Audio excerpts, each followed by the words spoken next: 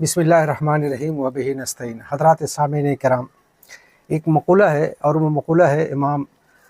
شیخ Saadi رحمۃ اللہ علیہ کا، اور وہ زبان زد خاص و عام ہے۔ صحبت صالح تورا صالح کند، صحبت طالح تورا طالح کند، یعنی صحبت کی تاثیر کا اس میں ذکر کیا گیا ہے کہ صحبت کا کس قدر اثر ہوتا ہے ایک انسان کے اوپر۔ آئیے اس صحبت کے اثرات کو ہم قرآن اور حدیث سے اور خود شیخ سعدی رحمۃ اللہ علیہ کے دوسرے اشعار سے ثابت کرتے ہیں اور سمجھنے کی کوشش کرتے ہیں۔ ابو ہریرہ رضی اللہ تعالیٰ عنہ کی ایک روایت ہے جس کو امام بخاری نے نقل کیا ہے۔ وہ فرماتے ہیں قال رسول اللہ صلی اللہ علیہ وسلم کل مولود یولد علی الفطرۃ ابواہ یہودانہ او ینصرانہ او یمجسانہ۔ اس کا ترجمہ ہے کہ ہر بچہ جو پیدا ہوتا ہے وہ اسلام کے فطرت پر پیدا ہوتا ہے۔ اس کے والدین اس کو یہودی ہوتے ہیں تو والدین کی صحبت میں وہ بچہ بھی یہودی ہو جاتا ہے۔ اگر والدین نصرانی ہوتے ہیں تو بچہ بھی اس کی صحبت میں والدین کی صحبت میں نصرانی ہو جاتا ہے، اور اگر وہ مجوسی ہو تو بچہ بھی اس کی صحبت میں مجوسی ہو جاتا ہے۔ سورہ روم کے اندر اللہ تعالیٰ نے ایک آیت ہے، اللہ تعالیٰ فرماتا ہے فطرت اللہ التی فطر الناس علیہا۔ اس آیت کو امام حضرت ابو ہریرہ نے بھی بعض جگہ اس کا ذکر ہے کہ ذکر فرمایا۔ اس کا مطلب ہے کہ اللہ کی ایک فطرت ہے، اس فطرت پر اللہ تعالیٰ تمام انسانوں کو پیدا کرتا ہے، اور وہ فطرت ہے فطرت اسلام۔ اب آگے چل کر کے اس صحبت کی وجہ سے اس کی فطرت، اس کی خاصیت بدل جاتی ہے، اس کے اندر صلاحیت ختم ہو جاتی ہے، وہ اسلام کی فطرت ہے، اور وہ صحبت کی وجہ سے وہ ایسا ہوتا ہے۔ آئیے ہم شیخ سعدی رحمۃ اللہ علیہ کی کتاب گلستہ میں کے ذریعے سے اس کو سمجھنے کی کوشش کرتے ہیں۔ شیخ سعدی رحمۃ اللہ علیہ نے دو ذی روح اور ایک غیر ذی روح کی مثال سے فرمایا ہے، مثال دی ہے اور فرمایا ہے کہ دیکھو ذی روح کے اندر بھی صحبت کے اثر ہوتے ہیں اور غیر ذی روح کے اندر بھی صحبت کے اثر ہوتے ہیں۔ دو شعر ہیں، ایک شعر وہ فرماتے ہیں پیسر نوح با بدان بنشست۔ نوح علیہ السلام کا لڑکا، نوح علیہ السلام نبی تھے، اللہ کے پیغمبر تھے، لیکن ان کا لڑکا با بدان بنشست، نوح علیہ السلام کا لڑکا بروں کے ساتھ بیٹھا،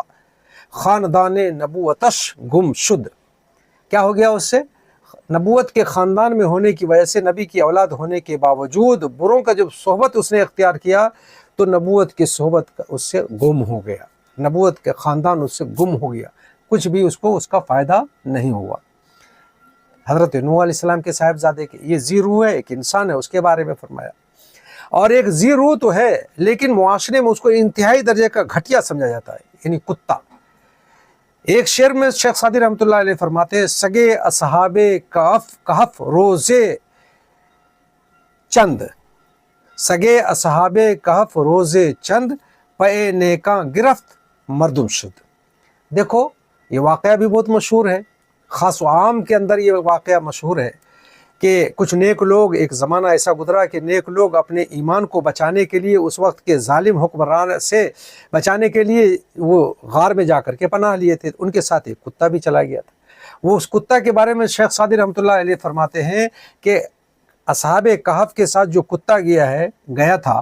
وہ پے نیکاں گرفت مردم شد، نیک لوگوں کی صحبت میں بیٹھا، وہ انسان ہو گیا۔ انسان ہو گیا کا مطلب یہ ہے کہ انسان شکلاً انسان نہیں ہوا، بلکہ جسمانی طور پر وہ انسان نہیں ہوا، بلکہ اس کے اندر انسان کے صفات پیدا ہو گئے، انسانیت اس کے اندر آ گئی، صحبت کی وجہ سے، نیک لوگوں کی صحبت کی وجہ سے۔ یہ دو مثال شیخ سعدی رحمۃ اللہ علیہ نے دیا ہے ذی روح کے بارے میں، ایک انسان اور ایک کتا۔ آگے ایک بڑی تفصیلی چار شعر میں شیخ سعدی رحمۃ اللہ علیہ فرماتے ہیں کہ غیر ذی روح میں بھی صحبت کا اثر ہوتا ہے۔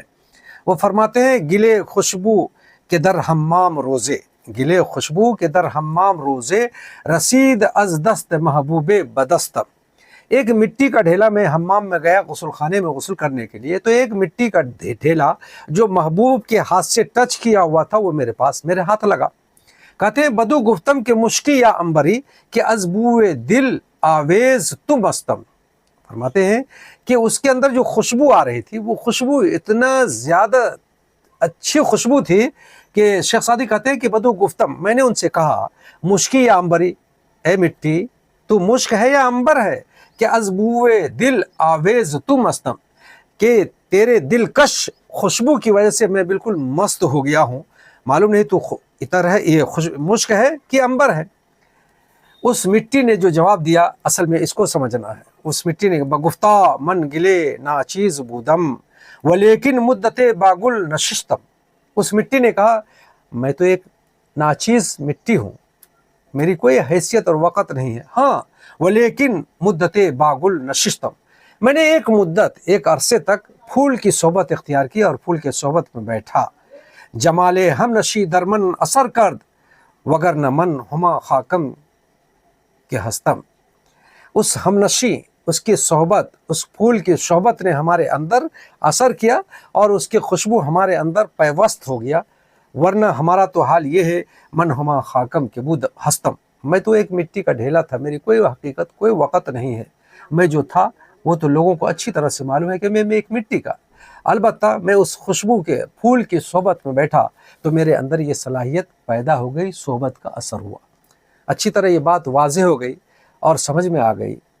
کہ ذی روح تو ذی روح ہے، غیر ذی روح کے اندر بھی صحبت کا اثر ہوتا ہے۔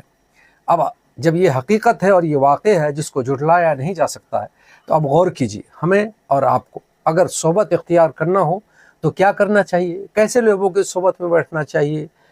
وہی وَأَلْحِقْنِي بِالصَّالِحِينَ،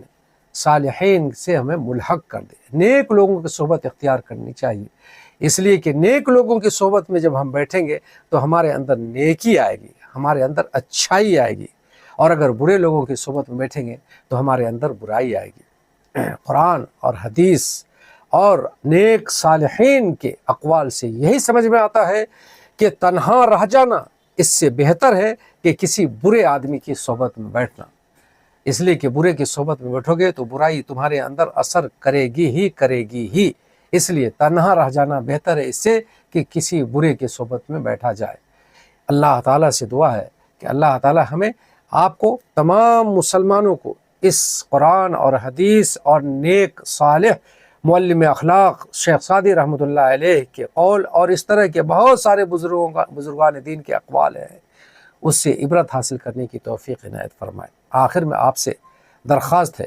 کہ اس طرح کی اچھی باتیں، دینی باتیں سننے کے لیے ہمارے چینل پر آئیں، ہمارے چینل کو سبسکرائب کریں اور ہمارے چینل کو شیئر بھی کریں، دوسروں تک بھی پہنچائیں، تاکہ نیک اور اچھی بات پہنچانے کے اجر میں ہم سب شریک ہوں۔ وما علینا الا البلاغ۔